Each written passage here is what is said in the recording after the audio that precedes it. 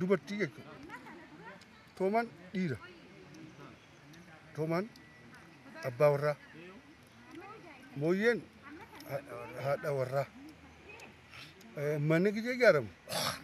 Utubaan abbaa manaa. Ofaatiin haadha manaa.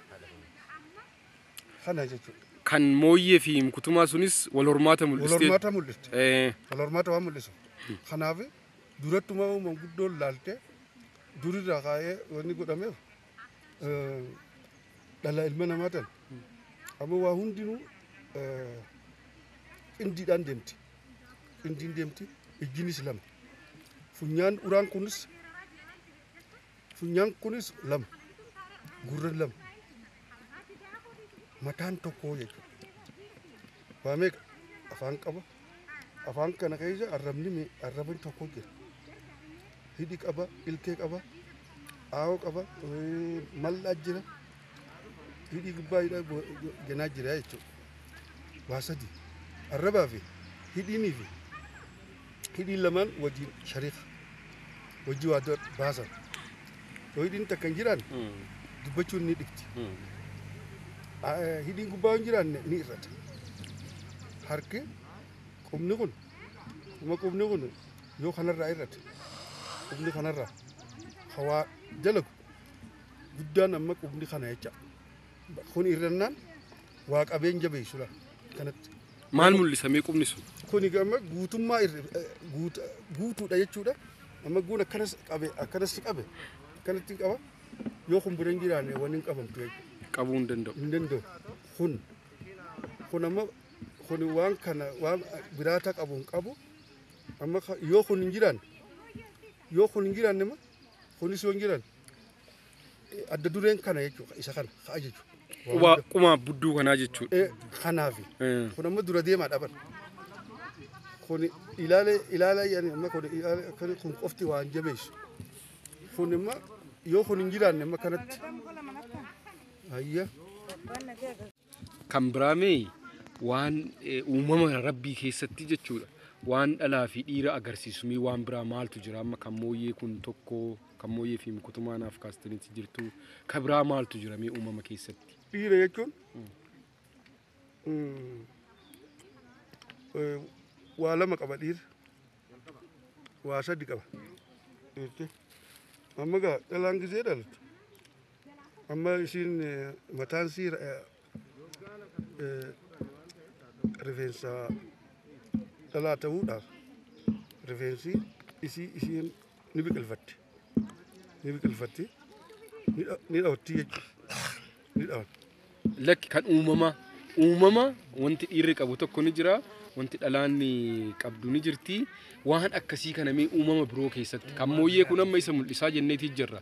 Kan manaa fi soraa manaa wanti utubaa fi soraa manaa wanti nuti kaasne hin jira. Dhiira fi dhalaa wanti mul'isu jechuudha. Saalaanuu adda isaan. Eeyyeen kan akkasii mee ka biroo maaltu jira? Amma saalaan isaan dhalaa fi itti adda jechuudha.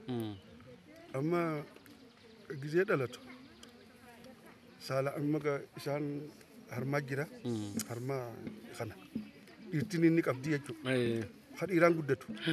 Kan dhalaan guddata. Amma gaa mana kuni hormaataati immoo kun. Hormaataa bakka ilmoon isaan dhalan irraa tajaajilaman qaban isaan.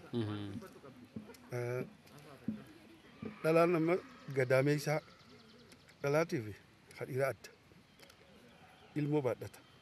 Ilmoo baadhate ilmoo ta'a.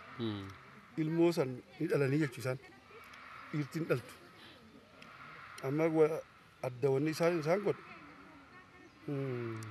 sagaleen nus adda. Sagaleen dhiiraa tokkotu dhalaan akka dhiiraa dubbata malee akka dhiiraa ta'a sagaleen guddaa.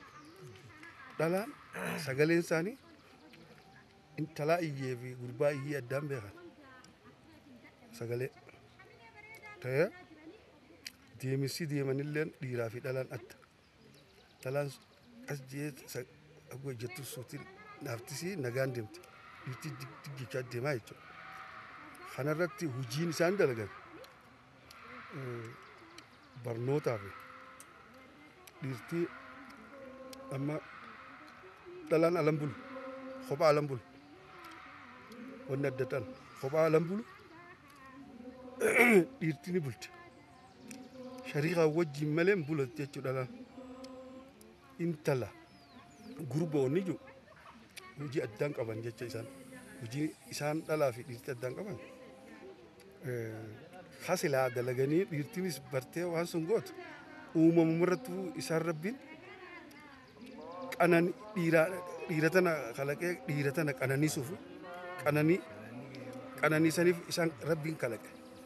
Dhiiraas dhalaan akka qananiiftuu kalaqe jechuudha. Waan jabduu eenyu godha? Dhiira godha.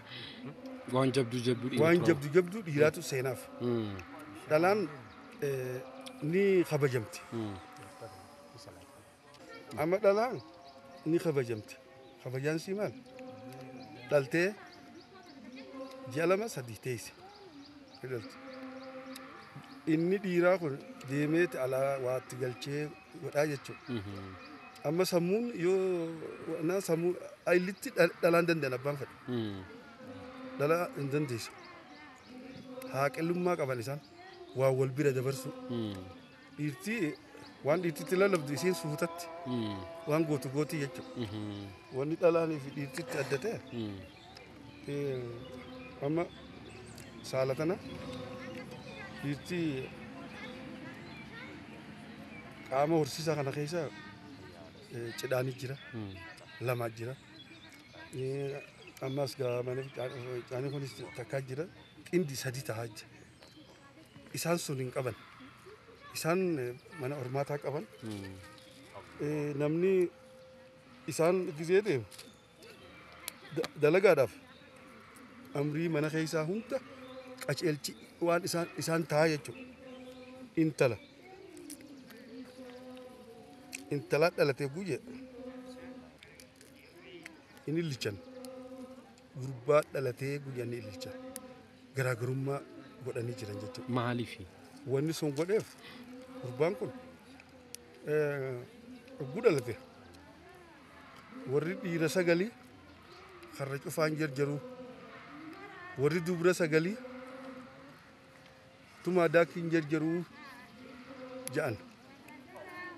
Maaliif isaan amma gaa qeetana ka eegu gurbaata. Amma gaa kan duraan itti dabarsanii ittiin deeman ilmi haadha abaluu jennee haadha abaluu yaaman. Abbaa abaluu jaan. Haadha abaluu jaan. Wanni sun godhaniif isummaan ta dhalte tun tanummaan hortu tun yoo gurbaa dhalte malee mataasii ifin feetu isin. Yoo ilmi dhalate malee dubartummaan tun intala bichaa dhallaan hin gammaddu isin. Maaliif hin gammanne?